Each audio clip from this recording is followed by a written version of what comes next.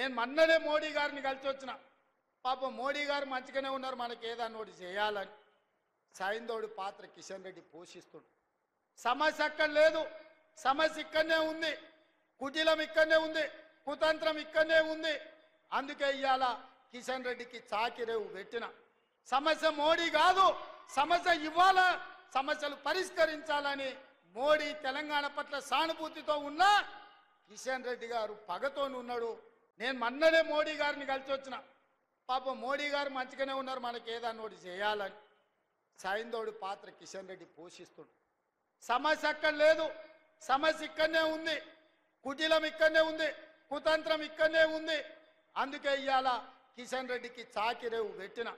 సమస్య మోడీ కాదు, సమస్య ఇవాళ సమస్యలు పరిష్కరించాలని మోడీ తెలంగాణ పట్ల సానుభూతితో ఉన్న కిషన్ రెడ్డి గారు పగతో ఉన్నాడు. ఆయన చీకటి మిత్రుడు కేసీఆర్ దిగిపోయిందన్న దుఃఖంలో ఉన్నాడు.